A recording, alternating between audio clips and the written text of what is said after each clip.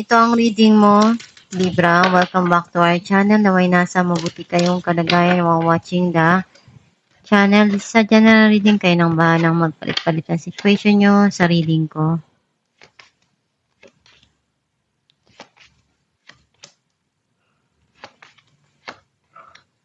Far away from nobody,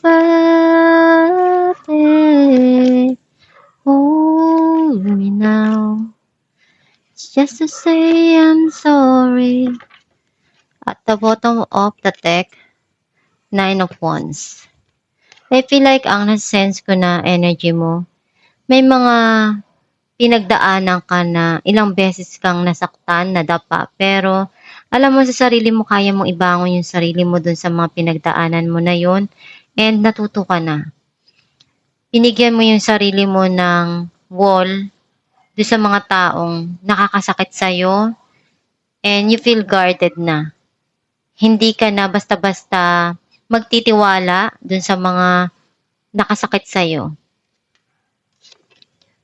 May darating dito na pagsisimula para sa'yo, andun yung transformation and changes. Nagkaroon man ng hindi maganda doon sa nakaraan, na nagkaroon ng pagtatalo o hindi pagkakaunawaan, na halos nagmakaawa, pero alam mo na yung mga darating sa'yo na pagbabago, mas magiging maganda at matagal mo nang gustong mangyari sa buhay mo.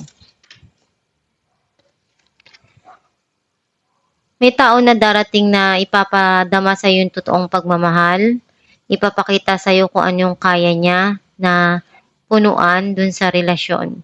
Some of you, kung ano yung kulang, ikaw na yung nagpupuno. Dahil alam mo yung pagmamahal na maibibigay mo, isa yun sa inspirasyon mo na maipadama dun sa mga taong mahal mo yung nararamdaman mo.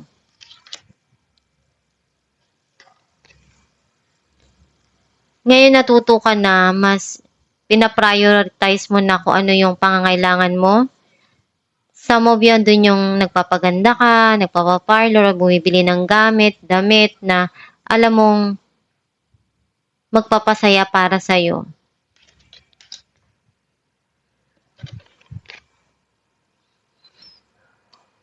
You feel something here na negative feeling na nasasaktan ka or nalulungkot ka. Some of you, may tao na pinaramdam sa'yo na hindi ka mahalaga sa kanya or iniwan ka. Some of you, andun yung nabibitin sa panggastos.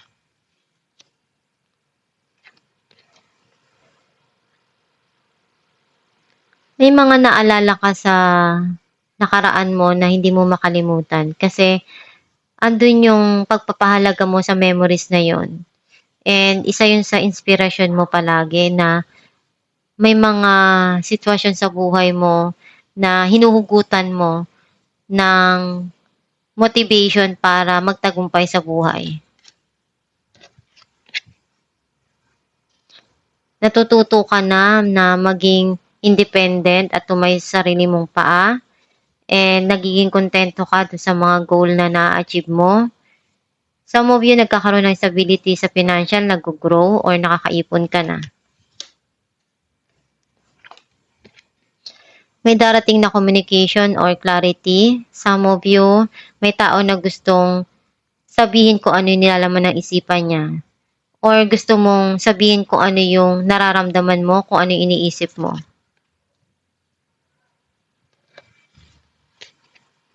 May justice dito na matagal mo nang hinihintay or gusto mong makuha. Some of you, nakita ko na kailangan mong balansehin yung mga nangyayari at dumarating sa buhay mo para hindi ka ma-exhausted or mapagod. Clarify natin ang death. Ten of Swords and Two of Wands. Nagkaroon ng end yung situation kasi napagod ka na, you feel something here na niloko ka, sinaktan ka, pero inisip mo na tapos na yun.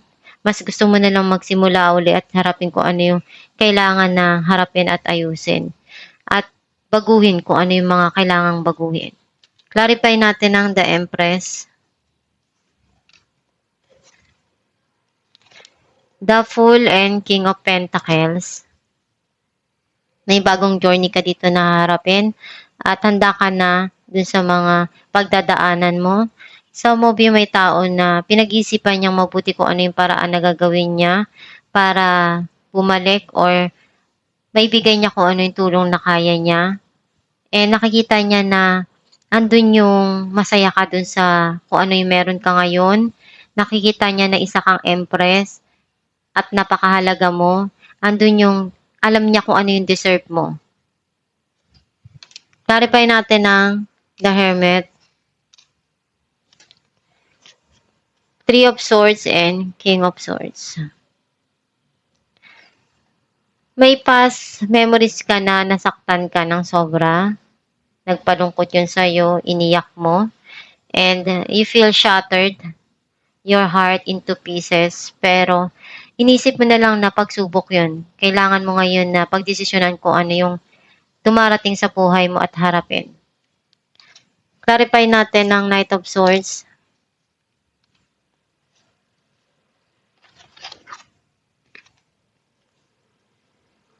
The Empress and Queen of Pentacles.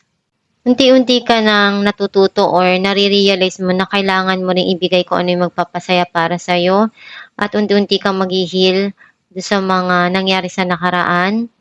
And nare-realize mo ngayon kung saan mo ibibigay at ilalaan yung oras mo at panahon. Clarify natin Knight of Cups. Six of Cups and Ace of Pentacles. May past person na gustong bumalik sa buhay mo at ipakita at ipadama yung nararamdaman niyang pagmamahal. May gusto siyang regalong ibigay. Some of you may darating na blessing na pinaghirapan mo at gusto mo rin yun ipamigay or i-share sa mga mahal mo sa buhay. Clarify natin ng Five of Pentacles, Ace of Cups and Knight of Cups. Pinupunuan mo kung ano yung pagkukulang. And some of you may darating na tao na magmamahal sa'yo.